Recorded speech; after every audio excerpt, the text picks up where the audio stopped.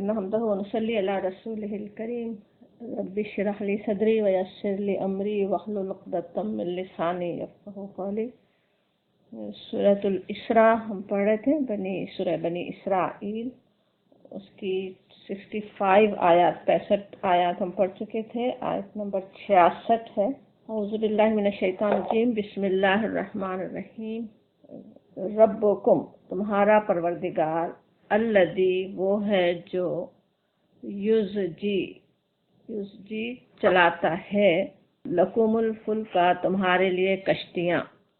فی البحری بحر میں، فی البحری دریا میں، لتبتغوا تاکہ تم تلاش کرو، من فضلہ اس کے فضل سے، انہ بے شک وہ کانا ہے، بکم ساتھ تمہارے، رحیمہ بہت رحم کرنے والا۔ تمہارا پروردگار جو چلاتا ہے، یزجی کا جو لفظ ہے تھوڑے سے الفاظ پہلے دیکھ لیتے ہیں۔ جے جیم واو جو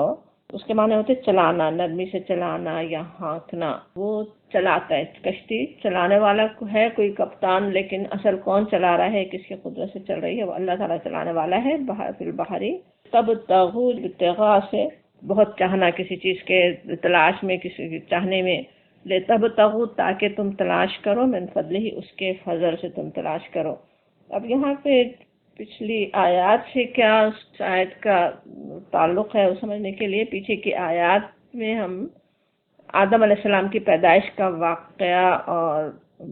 بنی آدم سے ابلیس کی ازلی دشمنی کے بارے میں پڑھ رہے تھے کہ کیسے وہ دشمنی رکھتا ہے، اور یہ کہ انسان کے لیے اس کی دشمنی سے اپنے آپ کو محفوظ رکھنے کا ایک ہی راستہ ہے کہ وہ اللہ کی بندگی پر قائم رہے، اللہ کو اپنا وکیل بنا لے۔ وَكَفَى بِرَبِّكَ وَكِيلًا کہا گیا ہے، اور اسی وجہ سے ابلیس کی بھی سب سے بڑی کوشش یہی ہوتی ہے کہ انسان کو اللہ کی خالص بندگی سے ہٹا دے اور اس میں شرک کی آمیزش کر دے، یہ شیطان کی کوشش ہوتی ہے۔ اب اگلی آیات میں تمثیل کے ذریعے سے توحید اور شرک کی حقیقت سمجھائی جا رہی ہے، اس طرح سے توحید کی دلیل بھی اس میں ہے، اور انسان کس طرح سے شرک کرتے ہیں، شرک کرنے والوں کا کیا طریقہ ہوتا ہے وہ بات بتائی جا رہی۔ ربکم تمہارا رب، رب کہنے سے کس طرح ذہن میں آ جائے، وہ جو پالنے والا ہے، وہ جو سب کچھ عطا کرنے والا ہے۔ تمہارا کم خطاب تمام انسانوں سے ہو رہا ہے۔ تمہارا پروردگار وہ ہے جو یزجی لکم الفلکا چلاتا ہے تمہارے لیے کشتیاں دریا میں۔ ویسے تو انسان کو ہر نعمت ہی اللہ تعالیٰ کی طرف سے ملتی ہے، لیکن یہاں پہ جو کشتی اور دریا کی مثال دی گئی، انسان سوچے کس طرح اللہ کے سوا کس کی قدرت ہے کہ ہزاروں ٹن کا وزنی جہاز سمندر کے سینے پر چلتا رہے، اور اس کے لیے پھر کہا یہ جاتا ہے کہ لتبتغوا من فضلہ تاکہ تم اس کا فضل تلاش کرو۔ اللہ تعالیٰ نے یہ ذریعہ تمہارے لیے بنایا، کتنا بہترین ذریعہ بنایا۔ ان بحری جہازوں کے ذریعے ہمیشہ سے ہی کیسے تجارتیں انسانوں کی چمکتی رہی ہیں۔ آج بھی اگر ہم سوچیں تو جو سب سے زیادہ بڑا ذریعہ ہے بڑی بڑی چیزوں کے ادھر سے ادھر پہنچانے کا، وہ وہی ہے نا، کہ کس طرح وہ بحری جہاز اس پہ چل رہے ہوتے ہیں۔ تو تمہارا جو رب تمہیں پالنے کے لیے، تمہارے لیے رزق کا انتظام کرنے والا ہے، کس طرح انہ کان بکم رحیمہ کہا جاتا ہے، وہ تو ہر حال میں تم پر مہربان ہے۔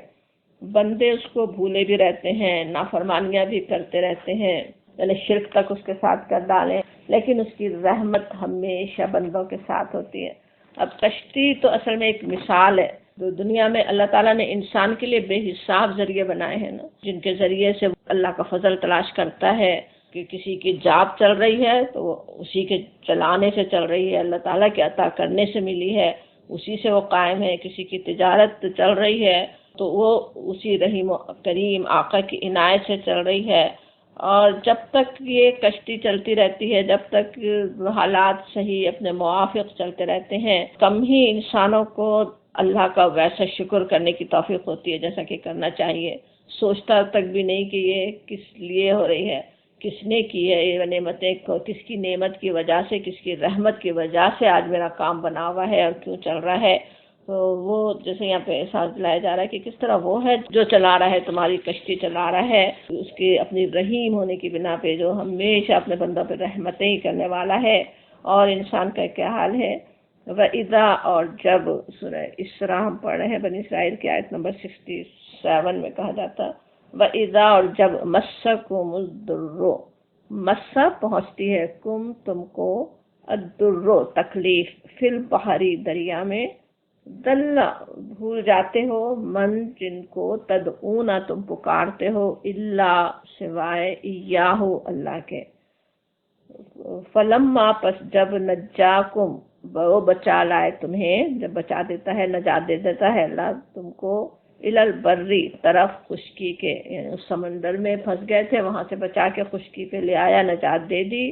تو پھر تم کیا کرتے ہو؟ اعرض تم، منہ پھیر لیتے ہو تم، وکان الانسان کفورا، اور ہے انسان بڑا ناشکرا۔ یعنی جب مصیبت آتی ہے، سمندر میں تم پر مصیبت آتی ہے، تو اس ایک کے سوا، اللہ یاہو، جو جس کو تم پکارتے ہو، وہ سب گم ہو جاتے ہیں۔ اس وقت انسان کو یاد بھی نہیں آتا کہ وہ کیا بھروسے کر رہا تھا، کس چیز پہ بھروسے کر رہا تھا، کسے پکار رہا تھا۔ مشرکین تو اپنی دیویوں کو پکارتے، ان کی شکریہ اللہ سے زیادہ بجا لاتے تھے نا، لیکن جب حقیقی مصیبت میں پھنستے، جب کشتی بھور میں پھنس جاتی، تو اس بے بسی کے عالم میں سمجھ میں آ جاتا تھا کہ اب سوائے اللہ کے اور کسی کو مدد کے لیے نہیں پکارا جا سکتا، اب کوئی چارہ نہیں ہے سوائے اس کے کہ اللہ کو، اکیلے اللہ کو پکارا جائے۔ دیویوں کو پکارنے والے ابھی بھی چاہے ہوں یا نہ ہوں، لیکن عام طور پر انسان کس طرح اپنی دنیا بنانے اور چلانے کے لیے کیا کچھ کرتا رہتا ہے نا، کہ فلاں فلاں کچھ بڑوں کی مدد حاصل کرنے کے لیے بے ایمانیاں، رشوتیں، چورائیں، کوئی گارنٹی کسی سے، انسانوں سے حاصل ہو جائے، کبھی سازشیں، کوئی کیسی کیسی چالیں تک بھی چل دیتا ہے کہ اپنی حفاظت کے لیے، اپنا کاروبار چمکانے کے لیے، اپنے کام بنانے کے لیے۔ لیکن پھر جب حالات کا تھپیڑا آتا ہے، اس وقت سمجھ میں آ جاتا ہے کہ اصل کام بنانے والا کون ہے۔ جن انسانوں پہ بھروسے رکھے تھے، جن کے پیٹ بھرے تھے، جن کو ساتھ مل کے سازشیں کی تھی، وہ رزق ان کے ہاتھ میں نہیں تھا۔ اصل رزق اس کے ہاتھ میں ہے، جب سمجھ میں آتا نا، اور اس وقت پھر انسان کو توفیق ہوتی ہے کہ ایک اللہ پر ہی بھروسہ کر کے اسے ہی پکارے، اسے پکارنے کے بعد اسے پھر سمجھ میں آتی ہے اس وقت نا۔ سورہ یونس کے بھی آیت نمبر 22 میں کہا جاتا ہے والذی، وہی ہے جو، جس نے یسیرکم، جو تم کو چلاتا ہے، فی البر والبحر، خشکی میں اور سمندر میں۔ وہاں پہ پہلے ہی احساس دلایا گیا، یہی تمثیل اسی طرح کی وہاں بھی ہے، لیکن پہلے بتایا جا رہا ہے کس طرح اللہ تعالیٰ ہے جو تمہیں چلاتا ہے۔ خشکی پہ بھی جو چلتے ہو، اللہ کے چلانے سے چل رہے ہو، تمہاری چاہے اپنے پیروں سے چل رہے ہو، چاہے اپنی گاڑیوں پہ چل رہے ہو، یا بحر میں، سمندر میں تمہاری کشتیاں چل رہی ہوں، وہ اللہ ہی ہے جو تمہیں چلاتا ہے، خشکی اور تری میں، زمین پر بھی اور سمندر میں بھی۔ اور جب تم کشتیوں پر سوار ہو کر موافق ہواؤں میں خوشی خوشی سفر کر رہے ہوتے ہو، اچانک مخالف ہوا کا زور ہوتا ہے اور ہر طرف سے موجوں کے تھپیڑے لگتے ہیں، اور مسافر سمجھ لیتے ہیں کہ طوفان میں گر گئے، پھر سمجھ میں آتا ہے کہ اب تو آ گئی مصیبت۔ تب کیا ہوتا ہے؟ دعوا اللہ مخلصین لہ الدین، اس وقت سب اپنے دین کو اللہ ہی کے لیے خالص کر کے اس سے دعائیں مانگتے ہیں، اور اللہ سے کیا کیا وعدے بھی کر رہے ہوتے ہیں اس وقت۔ لئن انجیتنا من ہذہ لنکونن من الشاکرین، اگر تو نے ہمیں اس سے نجات دے دی، لنکونن کیسے ڈبل تاکید کے ساتھ، بہت ضرور ضرور ہم ہو جائیں گے شکر کرنے والوں میں سے۔ آپ کا صحیح اس وقت سمجھ میں بھی آتا ہے کیا ناشکریاں ہو رہی تھی، کیا غلط کام ہو رہے تھے، اور اب کیا کس طرح ہم شکر کریں گے۔ وہ انسان اس وقت وعدے اللہ سے کرنے لگتا ہے کہ اگر آپ نے اس بلا سے ہمیں نجات دے دی تو ہم شکر گزار بنیں گے۔ سورہ لقمان میں بھی اسی طرح کا نقشہ کھینچا گیا، کہا جاتا ہے وَإِذَا غَشِيَهُمْ مَوْجٌ كَالظُّلَلِ، اور جب چھا جاتی ہے موج ان پر سائبانوں کی طرح چھا جاتی ہے۔ جب طوفان آئے تو کس طرح سے اوپر، جہازوں کے اوپر تک پانی آ رہا ہو، سائبان کی طرح چھا رہا ہو۔ دعوا اللہ مخلصین لہ الدین، اس وقت کیا ہوتا ہے؟ یہ اللہ کو پکارتے ہیں، دین کو اسی کے لیے خالص کر کے۔ تو اب موج کا چھانا کئی طرح سے ہو سکتا ہے نا. مثال وہاں پہ دی گئی اس کی بحر کی مثال سورہ لقمان میں کہ موج اوپر چھا جائے صاحبانوں کی طرح. لیکن وہی بات ہے دنیا میں جاپ کا چھن جانا، کسی حادثے کا شکار ہو جانا، کسی آسمانی آفت کا آ جانا، کسی بیماری کا شکار ہو جانا، اور آج کل تو اور بھی کیا کیا چیزیں، کسی سازش کا کوئی انسان شکار ہو جائے، غلط الزام لگ جائیں، کیا کچھ نہیں ہو سکتا ہے. جب تک ایسی آفتوں سے انسان بچا ہوا ہو خیال بھی نہیں آتا کہ اللہ کی کتنی رحمتیں اس پر ہو رہی ہیں، کس طرح اللہ کی عافیت میں وہ زندگی گزار رہا ہے، اللہ کی دی ہوئی عافیت میں، اور اس کا شکر گزار بھی ہونے کی ضرورت ہے، کیسے کیسے شکر بجا لانے کی ضرورت ہے اپنے زبان سے بھی اپنے عمل سے بھی. لیکن آفت کا جب شکار ہو پھر ہوتا ہے، پھر اپنی اکڑ انسان بھولتا ہے، تب دوسرے سہاروں کی کمزوری کا بھی اس کو پتہ چلتا ہے، اس وقت بات اسے سمجھ میں آتی ہے. اور پھر کیا ہوتا ہے، فلما پس جب نجاکم وہ بچا لائے تمہیں الالبری خشکی کی طرف. اب اللہ تعالیٰ نجات دے دے، اللہ نے دعا سن لی ان مشرکین تک کی بھی، وہ جنہوں نے کبھی پہلے پکارا نہیں تھا ایک اللہ کو، وہ جو چڑھنے سے پہلے بھی دیویوں سے کے شکریہ بجا لا کر آئے تھے، دوسروں کے شکریہ ادا کر کے آ رہے تھے، ان کی بھی دعا اللہ تعالیٰ سن لیتا ہے، ان کے نجات دے دے، الالبر خشکی پہ پہنچا دے، بھور سے کشتی کو نکال دے. تو پھر انسان کا پھر کیا ہوتا ہے طریقہ، آرد تم مجھ سے منہ موڑ جاتے ہو. پھر یاد ہی نہیں رہتا کہ کبھی اتنا گڑ گڑا کے اللہ کو پکارا بھی تھا، اس سے کچھ وعدے بھی کیے تھے کہ اپنی زندگی کو کیا میں کیا کچھ میں کر لوں گا، کیا کیا ٹھیک کر دوں گا، وہ سب بھول جاتا ہے نا. کشتی بھور سے نکل گئی، اللہ تعالیٰ نے اپنے بندے کو مصیبت سے نکال لیا، بیماری سے شفا ہو گئی، یا جس کرائسس میں بھی پھنسا ہوا تھا وہ اس سے نکل آیا، پھر کیفیت ہی بدل جاتی نا. کچھ تو دوبارہ اسی روش پر واپس پہنچ جاتے ہیں، جیسے پہلے تھے ویسے ہی دوبارہ ہو گئے. اس وقت باتیں بنا رہے ہوتے، اپنے آپ ہی اپنی جیسے کمزوری سمجھ رہے کہ ہم زیادہ ہی ڈر گئے تھے، یا اپنی زور بازو کو کبھی کسی اور کو کریڈٹ دینے لگتے ہیں کہ اس وجہ سے ٹھیک ہو گیا، فلاں ڈاکٹر بہت اچھا تھا، فلاں گاڑی ایسی مضبوط قسم کی تھی، اور اسی طرح کی اور کتنی چیزیں ایسی انسان پورے اس کا جائزہ لے رہا ہوتا ہے نا کہ یہ اور یہ وجہ تھی، اس وجہ سے ہم بچ گئے. تو وہ جو لیکن کچھ ایسے بھی ہوتے ہیں جو بلکہ کچھ تو ایسے جو بالکل ہی بغاوتی کرنے لگے، جیسے سورہ یونس میں ہے فلما انجاہم یبغون فی الارض بغیر الحق. اور جب ہم انہیں نجات دے دیتے ہیں تو وہ کیا کرتے ہیں، بغیر حق کے، حق سے منحرف ہو کر زمین میں بغاوتی کرنے لگتے ہیں، اور بھی شیر بن جاتے ہیں، اور زیادہ برائیاں کرنے پہ لگ جاتے ہیں. اور ان میں سے کچھ لوگوں کی سرکشی میں کمی بھی آ جاتی ہے، جیسے سورہ لقمان میں کہا گیا کہ فلما نجاہم الی البر فمنہم مقتصد، کہ وہ اقتصاد برتنے لگتے ہیں، کچھ راست رو بھی بن جاتے ہیں، کچھ نیک بھی بن جاتے ہیں، ان کی برائیوں میں کمی آ جاتی ہے. اور پھر کہا جا رہا ہے وَكَانَ الْإِنسَانُ كَفُورًا، انسان واقعی بڑا ناشکرا ہے. اب انسان کہا جاتا ہے نا، انسانوں میں اگرچہ انبیاء کرام بھی ہیں، اللہ کے محبوب بندے بھی ہیں، ہر انسان ہی کفورا تو نہیں ہے، لیکن پوری آیت پڑھنے سے سمجھ میں آ سکتا ہے کہ یہ کس انسان کی بات ہو رہی ہے نا. بات کہی جاتی عام سطح میں کہی جاتی، انسان کے لیے کہی جاتی، اور اس میں سے خود ہی انسان دیکھ لیں کس پر وہ فٹ آ رہی ہے، کس پر وہ منطبق ہوتی ہے آیت، کون اس کمزوری میں مبتلا ہے. انسان کے اندر یہ کمزوریاں تو ہیں، اور کمزوری اکثر انسانوں میں ہو بھی سکتی ہے، کسی میں چھوٹی کسی میں بڑی. اللہ کے لیکن جو اللہ کے نیک بندے ہوتے ہیں، اللہ سے ڈرنے والے ہوتے ہیں، جن میں تقویٰ ہے، وہ ان کمزوریوں پر قابو پا لیتے ہیں نا. وہ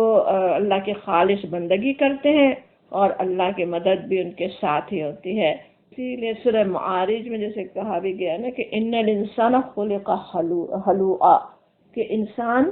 تھوڑ دلا پیدا کیا گیا. تھوڑ دلا پیدا کرنے سے کیا مطلب ہوتا ہے، جیسے انسان کی فطری کمزوری تو ہے کہ وہ جلدی سے اللہ تعالیٰ نعمتیں دے تو پھول جاتا ہے، نعمتیں چھن جائے تو مایوس ہونے لگتا ہے. آگے اس کی تشریح بھی ہے وَإِذَا مَسَّهُ الشَّرُّ جَزُوعٌ وَإِذَا مَسَّهُ الْخَيْرُ مَنُوعًا، کہ جب اسے برائی چھوتی ہے تو جزا فضا کرنے لگتا ہے، اور جب اس سے خیر ملتا ہے تو منع کرنے لگتا ہے شکر کرنے کے بجائے. اللہ نے کچھ اسے دیا ہے، اب سوچیں جاب ہی کی اتنی دعائیں ہو رہی تھی، اور جب جاب مل گئی ہے تب اپنا اسٹیٹس بڑھانے پہ لگا ہوا ہے، کسی اور کو ان کے حق دینے سے ہی ہاتھ روک لے. وَإِذَا مَسَّهُ الْخَيْرُ مَنُوعًا، لیکن الا المصلین مسلین بچے ہوئے ہیں۔ انسان کی فطری کمزوریاں تو ہے، یہ ہلوعہ تو ہے انسان، لیکن جو مسلین ہوں، جو نماز پڑھنے والے ہوں، جو اپنے رب کی بندگی کرنے والے ہوں، آگے اس معارج میں اور اس کی پوری صفات آتی ہیں مومنین کی، مسلین کی، کیسے وہ ہوتے ہیں نمازوں کی پابندی کرنے والے، ان کے اموال میں حق ہوتا ہے، اور کس طرح وہ اپنے عہد کی پابندی کرنے والے، اپنے شرمگاہوں کی حفاظت کرنے والے ہوتے ہیں۔ تو ایسے بندے تو پھر وہ تو اس کمزوری سے بچے ہوئے ہیں، لیکن عام انسان کے اندر یہ کمزوری آ سکتی ہے۔ ہمیں واچ کرنے کی ضرورت ہے، اپنے آپ کو بھی دیکھنے کی ضرورت ہے، یہ کمزوری ہمارے اوپر قابو نہیں پائے، ہم اللہ کے خالص بندگی ہر حال میں کرنے والے ہوں، جب اللہ تعالیٰ نعمتیں دے اس وقت بھی اس کو یاد ہی رکھنے والے ہوں، وہ یہاں پہ یاد دہانی ہو رہی ہے۔ اور پھر کہا جا رہا ہے امنتم، کیا کے معنوں میں سوال کی طرح، کہ کیا فا پس امنتم، تم امن میں آ گئے، تم بے خوف ہو گئے، این یخسفا کہ دھسا دے، بکم ساتھ تمہیں، جانب البری طرف خشکی کے، او یا یرسلا بھیج دے، علیکم تم پر، حاسبا ثم پھر، لا تجدو تم نہ پاؤ تم، لکم اپنے لیے، تمہارے لیے، وکیلا کوئی کارساز نہ پاؤ تم۔ اب یہاں بتایا جا رہا ہے کہ کس طرح انسان جب وہ میں ہوتا ہے، اب اللہ نے نجات دے دی، اب اس پہ آگے اوپر تھا نا کہ وہ آرس تم اعراض کرتے ہو، تو ایسے انسان سے کہا جا رہا ہے کہ کیا اب بے خوف ہو گئے ہو، دوبارہ مصیبت نہیں آ سکتی؟ یخسفا بکم، خسفا کہے تو کس طرح ہوتا ہے، جیسے دھسا دینا، کیا یہ اس بات سے تم بے خوف ہو کہ زمین میں دھسا دے اللہ تعالیٰ؟ سوچے زمین کے اندر ہی کتنے سنک ہول ہو جاتے ہیں، بیٹھے بیٹھے زمین کے اندر ہی انسان ڈوب جائے، انسان اس کے اندر ہی دھس کے رہ جائے،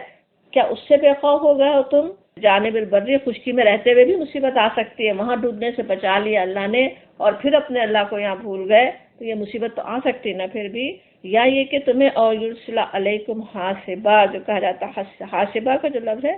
حسبا کہتے ہیں کنکر پتھر کو، اور حاسبہ ہوتی ہے وہ تیز آندھی جو کنکر پتھر اڑائے لیے پھرتی ہے۔ ویسے اس کو بھی کہتے ہیں جو بارش جو اولوں کے ساتھ ہو، وہ بھی کیسے کنکر پتھر کی طرح چوٹ لگاتی ہے نا، بلکہ اکثر قوموں پہ حاسبہ کا عذاب آیا یہ سمجھتے ہیں کچھ مفسرین نا۔ حاسبہ یرسلا علیکم حاسبہ، کہ بھیج دے تم پر کنکر پتھر برسانے والی ہوا، کنکر ہی بھیج دے، کس طرح اللہ تعالیٰ نے اصحاب الفیل پہ وہ کنکر بھیج دیا ابابیل کے ذریعے سے، یا ہوا کے ذریعے سے کنکر کہیں پہنچا دیں، انسانوں کو ختم کر کے رکھ دیں۔ اصل بات جو یاد دلائی جا رہی وہ یہ کہ انسان کو یاد رہے کہ وہ کیسے کیسے خطروں میں گرا ہوا ہے نا۔ آج ایک اس کی زندگی اس وقت امن سے چل رہی ہو، اس وقت بہت ٹھیک چل رہی ہو، پیدائش سے لے کر اب تک اسے کوئی بڑی آفت اس پہ نہیں آئی ہے، تو یہ نہیں سمجھے کہ کوئی محفوظ ہی ہے وہ ضرور خطروں سے، وہ تو ہر وقت کچھ بھی ہو سکتا ہے۔ اگر یہ بات یاد ہے تو اللہ کی بندگی پہ قائم رہنا اس کے لیے آسان ہو جائے نا، شیطان کے حوالے اور اپنے خواہشات کے حوالے ہونے سے بچ سکتا ہے۔ اسی لیے سورہ ملک میں بھی اسی طرح کی یاد دہانی ہے نا، تو کیا تم بے خوف ہو گئے ہو، وہاں بھی یہی بات اسی طرح سے کہی جاتی، اَأَمِنْتُمْ مَنْ فِي السَّمَاءِ، کیا تم اس سے بے خوف ہو کہ وہ جو آسمان میں ہے، اَن يَخْسِفَ بِكُمُ الْأَرْضَ فَإِذَا هِيَ تَمُورُ، کہ تمہیں زمین میں دھسا دے اور یکائک زمین ہچکولے کھانے لگے۔ کس طرح کوئی زلزلہ ہی ذرا سا آ جائے، زمین ذرا سی ہل جائے، کیا کچھ ہو سکتا ہے، پوری گاڑیاں اندر چلی جاتی ہیں نا، کہ وہ اس طرح کے سنک ہول ہو جائے، کبھی زلزلے میں کس طرح زمین پھٹ جاتی ہے اور اس میں اندر سما جائے انسان اور بلڈنگیں تک، تو کیا اس سے بے خوف ہو؟ کیا یہ ہر وقت خطرہ سر پہ نہیں ہے؟ کیا دیکھتے نہیں ہو، سوچتے نہیں ہو؟ وہاں پہ بھی یہی بات بھی ہے، اَأَمِنْتُمْ مَنْ فِي السَّمَاءِ أَن يُرْسِلَ عَلَيْكُمْ حَاصِبًا، اور پتھراؤ کرنے والی ہوا تم پہ بھیج دے، تو وہ انسان کو یاد رہے، کیسی بڑی یاد دہانی ہے نا یہ، کیا کچھ ہو سکتا ہے، اللہ تعالیٰ چاہے تو کس طرح سے کسی بھی وقت کسی بھی مشکل میں پھنسی سکتا ہے، وہ اس کو یاد رکھنے کی ضرورت ہے۔ اور پھر کہا جا رہا لا تجد لکم وکیلا، پھر نہ پاؤ تم اپنے لیے کوئی کارساز۔ یہ ہو سکتا ہے کہ ایسی کوئی مصیبت آئے اور پھر کوئی کام بنانے والا بھی نہیں ہو، سوچیں کوئی بڑا زلزلہ ہی آ جائے، سارے کنیکشن ہی ٹوٹ جاتے ہیں، پوری گورنمنٹ بھی ملک کی آ کے کچھ کر نہیں سکتی، کبھی ایسے تک حالات ہو جاتے ہیں۔ تو اگر یہ ہو جائے، کوئی وکیل، کوئی کارساز، کوئی کام بنانے والا نہیں ہو، کبھی اس سے نہیں ڈرتے، وہ نہیں سوچتے تم اور پھر کہا جاتا ام یا امن تم، بے خوف ہو گئے ہو تم، امن میں آ گئے ہو تم، ان یعیدکم کہ وہ لے جائے تمہیں، فی ہی اس میں، یعید ہوتا ہے کس طرح، اعادہ سے، اعادہ دوبارہ، یعنی ابھی سمندر سے بچ کر آئے تھے، ابھی اس میں طوفان سے بچ گئے تھے، دوبارہ اسی مصیبت میں جا بھی سکتے ہو، دوبارہ بھی سفر ہو ہی سکتا ہے۔ آج اللہ نے بچا لیا، سوچیں آج کسی حادثے میں آتے آتے بچ گئے، کل وہ حادثہ پھر دوبارہ بھی کبھی ہو سکتا ہے نا، اسی حادثے، ویسے ہی حادثے میں پھر بھی آ سکتے ہو، اس سے بے خوف ہو تم، سوچتے نہیں ہو کہ کتنے کیسے کیسے خطرے ہیں، کس طرح اللہ کی پکڑ آ بھی سکتی ہے، کیا اس کو بھول گئے ہو؟ فی تارتن اخرى، تارت باری مرتبہ، اخرى دوسری دفعہ پھر تم چلے جاؤ، فیرسلا پس بھیجے، علیکم تم پر، قاصفا من الریح، قاصفہ اس کے تیز آندھی کے لیے کئی الفاظ عربی میں ہیں، تو اب یہاں پہ اس کے قاصفاً کا لفظ آ رہا، قاصف کہتے ہیں اس تیز اور سخت ہوا کو جو درختوں اور عمارتوں کو توڑتی ہوئی چلی جائے۔ اب آج جیسے ٹورنیڈو جس طرح کا ہے کہ وہ آ جائے تو سب کچھ راستے میں جو کچھ ہے اسے توڑ پھوڑ کے رکھ دے، تو قاصفہ وہ ہے، قاصفہ من الریح، تیز ہوا کا جھونکا جو ہر چیز کو توڑ ڈالے، تو اگر وہ بھیج دے تم پر، فیغرقکم پس غرق کر دے تم کو، بما بسبب اس کے، کفر تم ناشکری، تمہاری ناشکری کی بنا پہ، ثم پھر لا تجدو نہ تم پاؤ، لکم اپنے لیے، علینا ہم پر، بہی اس سے، طبیعہ پیچھا کرنے والا، طبیعہ کہیں تو پیچھے آنے والا، جیسے پیچھے کون آتا ہے، جیسے ان کو معلومات لینے کے لیے، کوئی مدد کرنے کے لیے کوئی پیچھے آنے والا بھی نہیں ہوگا، کوئی مدد کرنے والا نہیں ہوگا، وہی بات سمجھائی جا رہی ہے کہ وہ اگر آ جائے تو پھر کیا ہوگا، ذرا یہ سوچو تم، کہا جا رہا ہے، یعنی ایک دفعہ اگر مصیبت سے چھوٹ گئے تو پھر انسان تم یہ کیسے سمجھ رہے ہو، یہ کیوں سمجھ لیا تم نے کہ بس اب آزاد ہو گئے، اگر پھر کفران نعمت کیا، پھر اسی طرح کے اللہ کی ناشکریاں کی، پھر اسی طرح سے غلط کام کیے، اللہ تعالیٰ دوبارہ ایسے ہی حالات پیدا کر سکتا ہے کہ تمہیں بالکل ہی ختم کر کے رکھ دے، اور پھر کوئی مدد تمہیں کہیں سے نہ ملے، وہ احساس دلایا جا رہا ہے۔ اور پھر اب کہا جا رہا وَلَقَدْ، اور البتہ، تحقیق، لَقَدْ کس طرح ہوتا ہے نا، ڈبل ایمفیسس کے، ضرور، کرمنا عزت بخشی ہم نے، بنی آدم کو، وحملناہم اور سوار کیا ہم نے ان کو، حملناہم سوار کیا ہم نے ان کو، یعنی سواریاں دی، فی البری بر میں، والبحری اور سمندر میں، یعنی خشکی اور تری میں، ورزقناہم اور رزق دیا ہم نے ان کو، من الطیبات پاکیزہ چیزوں سے، وفضلناہم اور فضیلت دی ہم نے ان کو، علی پر کثیر ممن خلق، اور کثیر بہت سے، ممن ان میں سے، خلقنا جنہیں ہم نے پیدا کیا، تفضیلا بزرگی دے کر، فضیلت دے کر ہم نے پیدا کیا۔ اب یہاں کہا جا رہا ہے کہ کس طرح یہ اللہ تعالیٰ ہے جس نے یہ عزت بخشی بنی آدم کو، عزت دینے والا اللہ تعالیٰ ہے۔ سوچنے کی بات ہے، اس زمین پر اللہ تعالیٰ نے کیا کچھ ایک انسان کو وسائل دیے، کیسے کیسے اس کو مواقع دیے، کیا کچھ، جیسے اقتدار ہر فرد کا ایک چل رہا ہوتا نا، کچھ چیزیں اس وہ اون کرتا ہے، کس طرح سے کچھ کام وہ کر سکتا ہے، وہ سب دینے والا کون ہے، ذرا سوچیں، کیا کوئی جن، کوئی فرشتہ، کوئی دیوی، کوئی بت یہ سب اس کو دے سکتی تھی؟ جو کچھ دیا اللہ تعالیٰ کا دیا ہوا ہے، کہ نہ کوئی نبی اور انبیاء تک بھی کسی کو کچھ دینے پہ قدرت نہیں رکھتے، نہ اولیاء قدرت رکھتے ہیں، صرف اللہ کی بخشش، اس کا کرم ہے نا۔ اور یہ سب اللہ سے پانے کے بعد پھر کتنی بڑی انسان کی حماقت کہنا چاہیے، اللہ کی طرف سے اللہ کی ساری دین ہو، اللہ تعالیٰ نے سب کچھ دیا ہو، اور سر جا کے جھکائے کسی اور کے سامنے، شکریہ جا کے کسی اور کے کرے، احساس دلایا جا رہا ہے یہ کہہ کر کہ وَلَقَدْ کہہ کے تاکید کے ساتھ کہا جا رہا کہ ہم نے دی عزت بنی آدم کو ہم نے عزت دی۔ تو ایک تو عزت ہے جو ایک خاص اللہ تعالیٰ نے دی، یہ سب کو دی، پوری بنی آدم کو دی، پھر اور بھی جو نعمتیں دی ہیں ان میں سے کچھ کا احساس دلایا جاتا، کہا جا رہا ہے وَحَمَلْنَاهُمْ فِي الْبَرِّ وَالْبَحْرِ، وہ خاص خاص نعمتیں یاد دلائی جا رہی، کیسی کیسی سواریاں اللہ تعالیٰ نے انسان کو دی، خشکی پہ چلنے والی، سمندر میں چلنے والی، اس وقت انسان تصور نہیں کر سکتا تھا، ہواؤں پہ چلنے والی تک سواریاں اللہ نے دے دی۔ ان سواریوں کے سوچیں تو کتنی بڑی وہ نعمت ہے، کس طرح پوری دنیا آج ایک جیسے ولیج بنی ہوئی ہو نا، کہاں کہ آج ہم فروٹ مارکیٹ میں ہم دیکھیں تو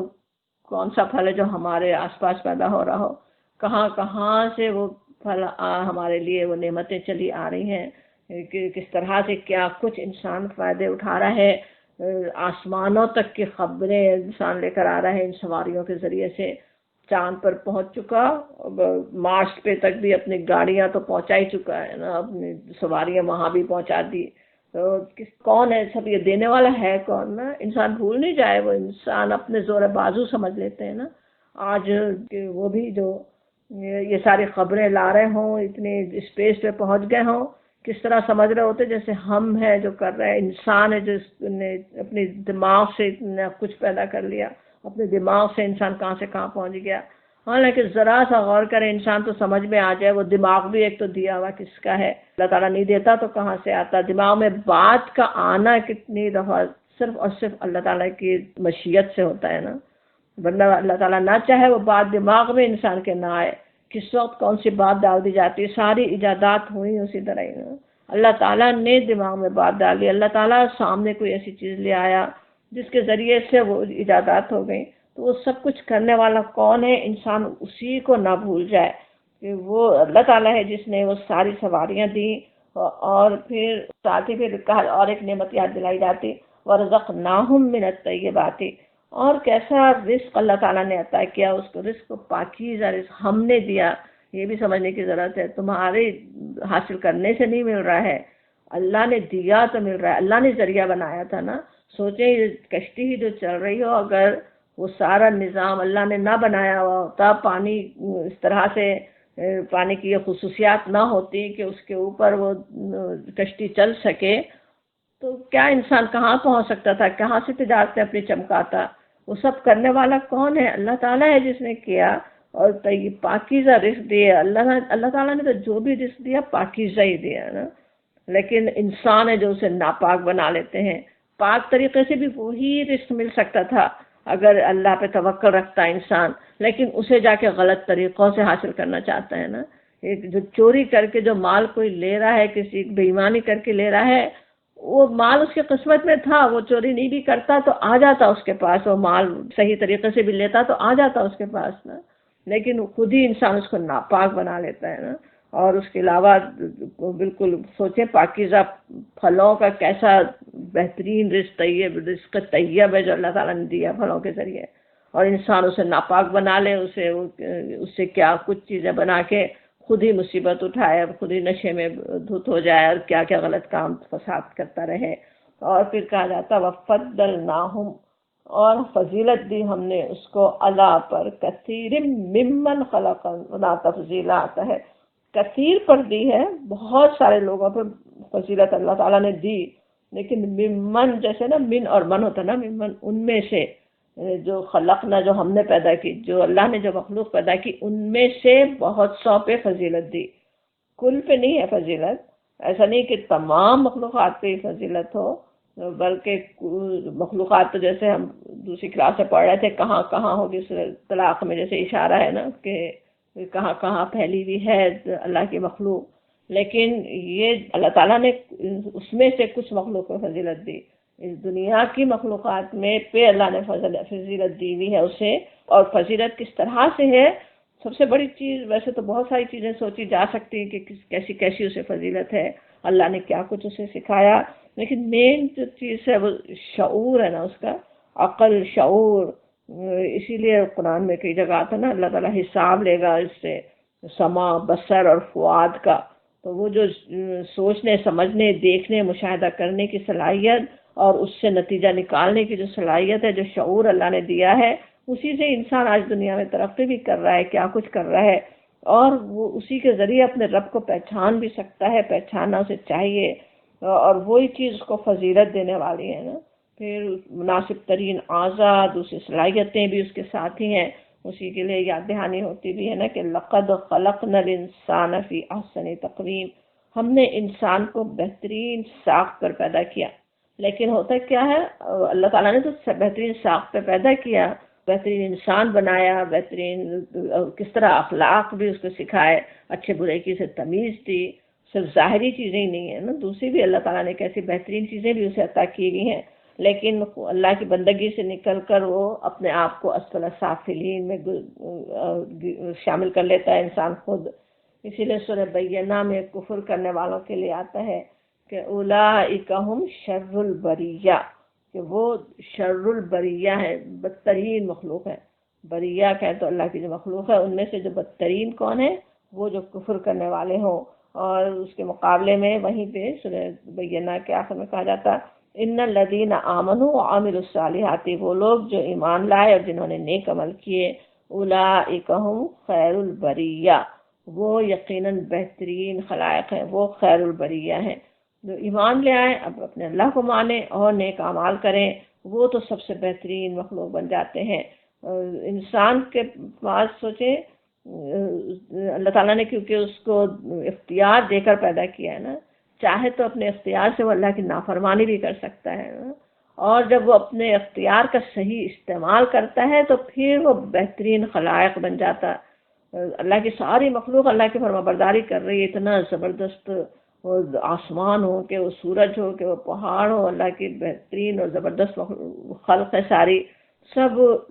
اللہ کی بندگی کر رہے ہیں، لیکن وہ تو ان کو تو بندگی کرتے ہی رہنا ہے نا، ان کا مقام بڑھتا نہیں ہے۔ لیکن انسان کو اللہ تعالیٰ نے جس طرح پیدا کیا، جب وہ اپنے اختیار سے اللہ کی بندگی کرتا ہے تو پھر وہ کیسا مقام پا لیتا ہے، اپنے اللہ کا قرب پا سکتا ہے، اور کیسے کیسے مقام وہ پا سکتا ہے، وہ بتایا جا رہا ہے کہ وہ خیر البریہ وہ بن سکتا ہے۔ یاد دلایا جا رہا ہے کہ انسان یہاں پہ سمجھے اپنے اللہ تعالیٰ نے جو اس کو عزت دی، جو تفضیل اللہ تعالیٰ نے اسے دی، جو فضیلت اللہ تعالیٰ نے دی، اس کے مطابق بننے کی کوشش کرے، خود اپنے آپ کو یعنی ثابت بھی کرے نا کہ اس فضیلت کے لائق ہے وہ۔ شیطان کی پوری کوشش ہے، ابلیس کی پوری کوشش ہے کہ ثابت کر دے کہ یہ اس فضیلت کے لائق نہیں تھا، یہ میرے سجدے کے لائق نہیں تھا، لیکن انسان کو یہ ثابت کرنا ہے کہ میں ہوں اس فضیلت کے قابل۔ اس کے لیے یہاں پہ یاد دلایا جا رہا ہے کہ سوچے وَلَقَدْ كَرَّمْنَا بَنِي آدَمَ، ہم نے عزت دی بنی آدم کو، اس عزت وہ عزت حاصل ہوگی اللہ کی بندگی کرنے سے۔ اور پھر آخرت کی یاد دلائی جاتی، وہ آخرت کی یاد ہی وہ چیز ہے نا جو انسان کو کے لیے اللہ کی اس کی وجہ سے اللہ کی بندگی پہ قائم رہنا آسان انسان کے لیے ہوتا ہے نا۔ تو کہا جا رہا ہے یوما، جس دن، ندعو ہم بلائیں گے، کل سب، اناسن لوگوں کو، ان سارے انسانوں کو، بے امامہم، ان کے پیشواؤں کے ساتھ۔ امام کے ویسے کئی معنی ہیں، تو مفسرین نے یہاں پہ بھی مختلف معنی بھی لیے، لیکن ایک جو زیادہ واضح جو اس کے معنی سمجھ میں آتے، امام جیسے ہم اردو میں امام کہتے ہیں پیشوا، جس کے پیچھے انسان چلے، جس کی پیشوائی میں انسان چلے، ان کو ہم بلائیں گے ان کے پیشواؤں کے ساتھ۔ فمن، پس جو، اوتیا دیا گیا، کتابہ کتاب اس کی، بے یمینہ اس کے دائیں ہاتھ میں، فاولئک، پس وہی لوگ ہیں، یقرؤون پڑھیں گے، کتابہم کتاب اپنی، یعنی وہ کتاب جو ان کے ہاتھ میں دی گئی، ولا یظلمون اور نہ ظلم کیے جائیں گے، فتیلا، فتیلا کہیں تو دھاگے کے برابر، فتیل ایسے کہتے ہیں کھجور کی گٹھلی کے شگاف میں چھوٹا سا باریک سا ڈورا ہوتا ہے نا، بلکہ اگر یہ قرآن میں یہ لفظ ہم نہ پڑھیں تو کبھی نوٹس بھی نہ کریں، اتنا وہ باریک سا ڈورا اس کے اندر ہے، سوچ بھی نہیں سکتے اتنا باریک وہ ڈورا۔ تو وہ یعنی انتہائی ذرا کی چیز، ذرہ برابر بھی جیسے کہنا ہو اس طرح سے کہا جا رہا ہے کہ ذرہ برابر بھی ان پہ ظلم نہیں ہونے والا ہے۔ اب یہاں پہ جو قیامت کا پورا جیسے نقشہ کھینچا جا رہا ہے کہ کس طرح وہاں ہم پکاریں گے، وہاں ہم بلائیں گے، اناس کہیں تو انسانوں کے تمام گروہ، اور امام ان کے لیڈر اور پیشوا جس کے پیچھے وہ چلے تھے۔ ہر نبی کی جیسے امت ان کے نام سے بلائی جا رہی ہو۔ اب یہ ہمیں سوچنے کی ضرورت ہے، ہم کس طرح بھی سوچیں نبی صلی اللہ علیہ وسلم کی آپ کے ہم اتباع کرنے والے ہوں، آپ کی پیچھے ہم اگر چلنے والے ہوں، وہاں پہ اسی طرح سے بلایا جائے گا نا۔ لیکن امام بنانا بھی تو ہے نا دنیا میں، اگر امام بنایا ہی نہیں، اپنے اعمال کے لحاظ سے تو امام ہی نہیں بنایا، صرف نام ہی نام پہ فخر رہا، تو وہ امام تو نہیں ہوئے نا۔ امام اپنے پوری زندگی کا امام بنانے کی ضرورت ہے۔ آپ جس کی رہنمائی میں ہم چل رہے ہیں، جس کے پیچھے ہم چل رہے ہیں، تو انہی کے ساتھ ان کا انجام ہونے والا ہے۔ جب اللہ کی عدالت جو قائم ہوگی، اس میں تمام ہر گروہ کے لیڈروں، پیشواؤں سمیت لوگوں کو حاضر ہونے کا حکم ہوگا نا۔ تو جو صالح پیشوا ہے، جو نیک ہے، انبیاء کرام کا بھی ہے، لیکن اور بھی جو بھی جن کے پیچھے انسان چلے، اپنے اپنے زمانے کے جو لیڈر ہیں، سمجھے کوئی دین کی طرف بلانے والے ہیں، ان کے پیچھے جا رہے تھے، اللہ ان کے ساتھ وہاں پہ ہونے والا ہے۔ اور کچھ نہیں تو اپنے گھر کا بھی ایک امام ہوتا ہے نا، انہی کے اگر پیچھے چل رہے تھے، جیسا ہمارے خاندان کا طریقہ ہے، جو ہمارا کلچر ہے، اس پہ ہی ہمیں چلنا ہے، انہی کو بس پیشوا بنایا ہوا ہے، انہی کے ساتھ پھر انجام بھی ہونا ہے۔ اسی لیے دعا بھی سکھائی گئی نا کہ وہاں متقیوں کا امام بنو، کہ اپنے پیچھے لوگوں کو تقویٰ پہ میں چلانے والا بنوں، کہ لوگ میرے پیچھے تقویٰ، وہاں پہ میں متقیوں کا امام بن سکوں۔ یہاں پہ وہ بات یاد دلائی جا رہی کہ کس طرح قیامت کے دن انجام اس طرح ہونا ہے۔ آج سوچ کر امام بنا لے، جن کے پیچھے وہاں جانا چاہتے ہو، آج ان کو دنیا میں امام بنائے انسان۔ یہ بات جیسے سمجھائی جا رہی ہے۔ اور پھر جس کے ہاتھ میں، سیدھے ہاتھ میں اعمال نامہ دیا گیا، جو سیدھے ہاتھ میں جب اعمال نامہ دیا جائے تو جس طرح یہاں پہ آ رہا ہے کہ فَأُولَٰئِكَ يَقْرَؤُونَ كِتَابَهُمْ، پس وہ پڑھیں گے کتاب اپنی۔ وہ تو بڑی خوشی خوشی کتاب پڑھ رہے ہوں گے نا، جس طرح سورہ حاقہ میں آتا ہے کہ فَأَمَّا مَنْ أُوتِيَ كِتَابَهُ بِيَمِينِهِ فَيَقُولُ هَاؤُمُ اقْرَءُوا كِتَابِيَهْ، جب جس کے ہاتھ میں سیدھے ہاتھ میں دیا گیا، وہ بڑی خوشی خوشی سے ہاؤمُ اقْرَءُوا كِتَابِيَهْ، لو دیکھو پڑھو، نہ صرف یہ کہ خود پڑھ رہا ہے بلکہ دوسروں کو بھی پڑھانے کے لیے تیار ہوگا نا۔ اور اس میں سورہ انشقاق میں بھی اسی طرح آتا فَأَمَّا مَنْ أُوتِيَ كِتَابَهُ بِيَمِينِهِ فَسَوْفَ يُحَاسَبُ حِسَابًا يَسِيرًا، وہ اس حساب کے لیے جلد بلایا جائے گا۔ وَيَنقَلِبُ إِلَىٰ أَهْلِهِ مَسْرُورًا، وہ پلٹے گا مسرور، خوشی خوشی اپنے گھر والوں کے پاس پلٹے گا اپنا اعمال نامہ ہاتھ میں لے کے۔ اس کے مقابلے میں بھی دوسرے کی بھی بات وہاں پہ ہے، سورہ حاقہ میں بھی، سورہ انشقاق میں بھی۔ سورہ انشقاق میں تو ہے کہ وہ پیٹھ کے پیچھے سے ہی اسے اعمال نامہ ملے گا، سامنے سے لینا بھی نہیں چاہے، جیسے ہاتھ پیچھے کر لے، پیچھے سے اس کو اعمال نامہ دیا جائے گا۔ اور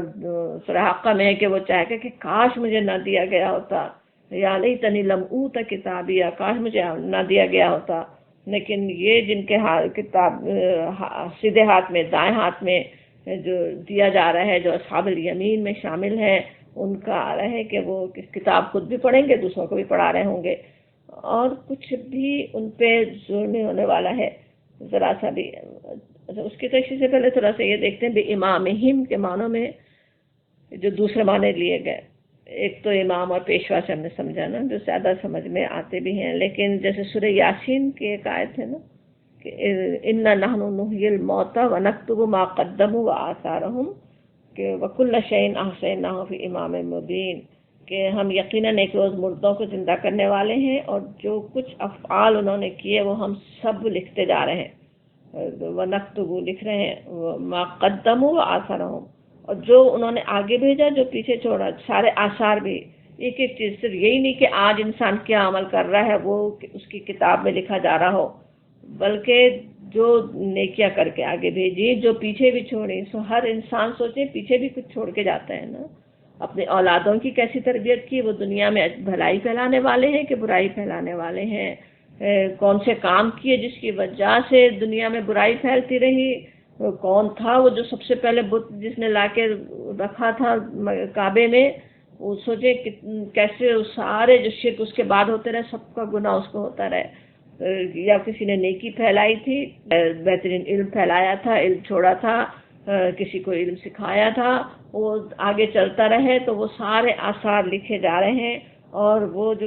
کتاب ہے جو امام مبین، اس کو وہاں پہ کہا گیا سورہ یاسین میں، تو اس سے پھر مفسرین نے یہ سوچا کہ یہاں بھی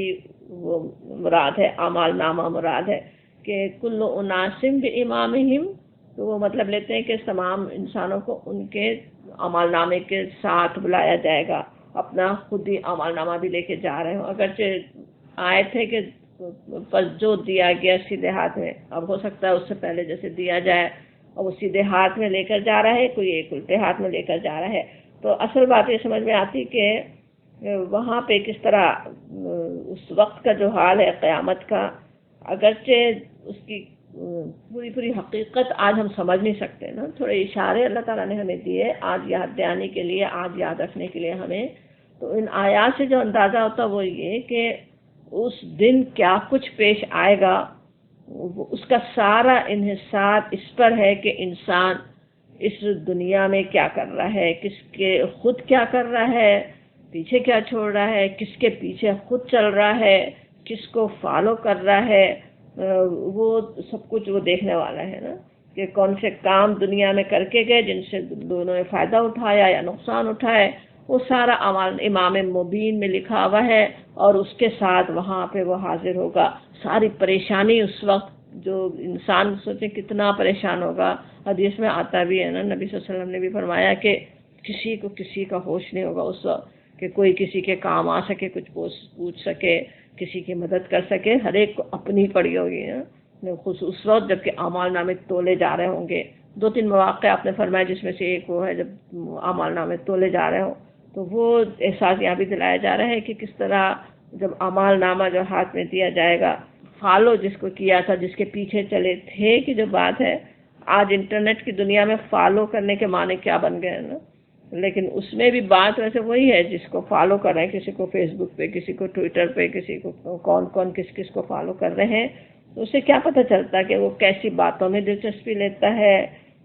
دن رات کون سے میسیجز، کس کی اوپینین سے متاثر ہو رہا ہے۔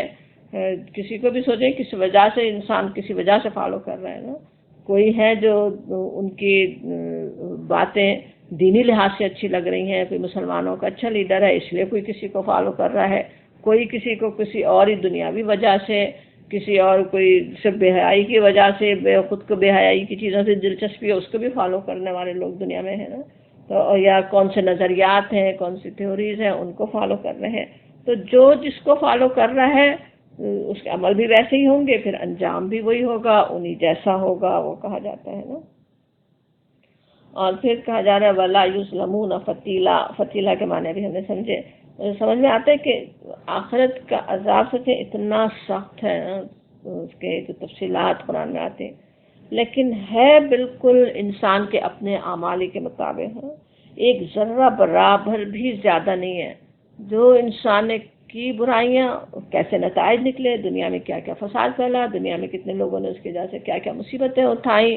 ویسے ہی اس کو بدلہ ملنا ہے وہاں پہ۔ اسی طرح سے نیکی کا بھی کوئی اجر نہیں مارا جانا ہے، فتیلہ برابر بھی، ایک دھاگے برابر بھی، ایک ذرے برابر بھی کسی کا اجر نہیں مارا جانا ہے۔ ایک لفظ سے بھی کسی کے تکلیف پہنچی تھی، اس نے صبر کیا تھا، اللہ کو معلوم تھا، لفظ بھی سوچیں کبھی تو صرف آنکھ کے اشارے سے بھی تکلیف پہنچ رہی ہوتی، لیکن وہ اللہ تعالیٰ جانتا ہے، اور وہ ذرہ برابر بھی جو اس نے اس کے بدلے میں جو نیکی کی، وہ اس کا بدلہ وہاں سے ملنے والا ہے، پورا بدلہ مل جائے گا، یہ اطمینان دلایا جا رہا ہے۔ اور پھر کہا جا رہا ہے، یہ بھی پڑھی لیں آیت نمبر 72 بھی، ومن کانا، اور جو ہے فی ہذہ اعمی، اس دنیا میں اندھا، فہو، پس وہ فی الآخرۃ، آخرت میں اعمی، اندھا، واضل، اور بہت بھٹکا ہوا، زیادہ بھٹکا ہوا ہے، سبیلا، راستے سے، یعنی وہ زیادہ ہی بھٹکا ہوا ہے راستے سے۔ تو اب یہاں پہ اعمی کس کو کہا جا رہا ہے نا، پیچھے اصحاب الیمین کی بات تھی، اب اصحاب الشمال کا انجام بیان ہو رہا ہے کہ یہ لوگ کیونکہ دنیا میں اندھے بنے ہوئے تھے، اللہ نے آنکھیں دی تھی دیکھنے کے لیے، اور دیکھ بھی رہے تھے، اپنی دلچسپی کی چیزیں بھی دیکھ رہے تھے، بیکار قسم کی چیزیں بھی دیکھ رہے تھے، وہ سب کچھ دیکھ رہے تھے، ساری ہوشیاریاں اور چالاکیاں بھی کر رہے تھے دنیا کے لیے، لیکن جو چیز دیکھنی تھی وہی نہیں سمجھ میں آ رہی تھی انہیں، اپنے رب کو ہی نہیں پہچان سک رہے تھے، اپنی رب کی نعمتوں کو نہیں دیکھ رہے تھے، رب کی کیا کیا رب کا کرم ہو رہا ہے اس پہ نظر ان کی نہیں جا رہی تھی۔ تو وہ جو دنیا میں اس طرح اندھے بنے رہے، اب ان کو آخرت میں تو پھر اور زیادہ اندھے ہو جائیں گے بتایا جاتا، بلکہ عامہ اندھے وہاں پہ اٹھیں گے، وہاں پہ اب وہاں سیدھا راستہ دیکھنے کا تو کوئی موقع ہی نہیں ہے نا۔ صراط مستقیم تو یہاں ڈھونڈنا تھا، یہاں پا لینا تھا، یہاں اس پر آ جانا تھا، یہاں جو نہیں چلا تو پھر وہاں تو جا کے وہ بالکل ہی وہ تو اندھا ہی بنا رہے گا، بلکہ کہا جاتا ہے کہ اضل سبیلا، اور زیادہ بھٹکا ہوا راستے سے راستہ پانے سے، یعنی ایک اندھا بھی دنیا میں جو آنکھوں کا اللہ تعالیٰ نے کسی کی بینائی لے لی ہو، اس کے لیے بھی اللہ تعالیٰ نے بہت کچھ ذریعے رکھے ہیں نا، کس طرح اس کی دوسری سینسز زیادہ کام کر رہی ہوتی ہیں، اس کو بہت کچھ اپنے سارے کام وہ بنا لیتا ہے، سب کچھ کر رہا ہوتا ہے نا، وہ بھی راستے کو پا سکتا ہے۔ لیکن وہ جو یہ دل کا اندھا بن جائے، جو اس سے آنکھوں سے وہ کام نہ لے جو اس کو لینا چاہیے، تو وہ تو کہا جاتا ہے وہ زیادہ بھٹکا ہوا ہے، وہ تو بہت ہی بھٹکا ہوا ہے نا۔ تو دنیا میں جو بات ہے، جو اس کے پورا ہی آج یہ جو ہم نے پڑھی آیات ان میں سوچیں تو کس طرح جو اتنی بڑی بڑی تنبیہات آ جائیں، کشتی بھگوان میں پھنسنے کی مثال کے ذریعے سے ہی جو ہم سمجھ رہے تھے، تو کسی بڑی مشکل میں پھنس کر ملنے کے بعد بھی، اس سے نجات ملنے کے بعد بھی، اگر کوئی یعنی اپنے رب کو پہچان لیا تھا نا اس وقت تو، کہ وہ اکیلا ہی ہے، وہی ایک ہی مالک ہے، وہی ایک ہی ہے جس پہ مجھے بھروسہ کرنا ہے، وہ سب سمجھ میں آ گیا تھا مشکل کے وقت، اور پھر واپس ویسے ہی ہو جائے، جو پھر اس کو آخرت میں کیسے راہ مل سکتی ہے، اس سے اللہ تعالیٰ ہمیں اپنی پناہ میں رکھے، اللہ تعالیٰ کی نشانیوں کو دیکھنے، سمجھنے اور عبرت پکڑنے والے ہوں انشاءاللہ تعالیٰ ہم۔ اب آج ہم سوچیں تو ہمیں یعنی دنیا کے مسلمانوں کو کیا دیکھنے کی ضرورت ہے نا، ہمارے ہی بھائی بند دنیا کے دوسرے حصوں میں کیسے کیسے مجبور اور بے بس ہوئے ہوئے ہیں، اس کو ہی دیکھ کر ہماری آنکھیں کھل جانی چاہیے نا، ہمارے جسم کا حصہ ہی ہے نا وہ بھی، اور ہماری جیسے انسان ہیں، اور وہ کتنے بے بسی کا شکار ہوں، کیا کیا مشکلات میں پھنسے ہوئے ہوں، تو اسی سے کتنے آج دنیا کے سارے مسلمانوں کی آنکھیں کھلنی چاہیے، ان کے غفلت کو دور ہو جانے کی ضرورت ہے۔ خود ہی انسان سوچ لے، مسلمان سوچے وہ کر کیا رہے ہیں اور کیا کرنا چاہیے تھا، کیوں مصیبت آ رہی ہے، آج ان پہ آئی ہے کل ہم پہ بھی آ سکتی ہے، تو اس کے لیے ہمیں اس مصیبت سے بچنے کے لیے ہمیں کیا کرنے کی ضرورت ہے، کس طرح اپنے اللہ سے تعلق جوڑنے کی ضرورت ہے، کس طرح اپنے نفس کے اپنے خواہشات کے حوالے نہیں ہونا چاہیے، وہ ساری چیزیں سمجھنے کی ضرورت ہے نا۔ امت کی کشتی ایک طرح سے بھنور میں پھنسی ہوئی ہے، اب ایسا نہ ہو کہ مسلمان مشرکین سے بھی گئے گزرے ہو جائیں کہ پھر بھی اپنے دین کو اللہ کے لیے خالص نہیں کریں۔ ایسے وقت میں تو ہم سب کو کیسا دین ہمارا خالص ہو جانا چاہیے، ایک اللہ کے لیے ایک خالص اللہ کی بندگی کرنا سمجھ میں آ جائے ہمیں انشاءاللہ تعالیٰ، وہ چیز یہاں پہ سمجھائی جا رہی ہے۔ انشاءاللہ تعالیٰ اللہ تعالیٰ اپنی رحمتوں اور عافیتوں میں رکھے، اور کوئی مصیبت میں پھنسنے سے پہلے ہم خود اس کے لیے پہلے سے ہی اپنے اللہ سے تعلق ہمارا ایسا بہترین ہو، ایسا مضبوط ہو، اس کی ایسی بہترین بندگی کرنے والے ہوں جیسی کہ اللہ تعالیٰ ہم سے چاہتا ہے۔ وآخر دعوانا الحمدللہ رب العالمین۔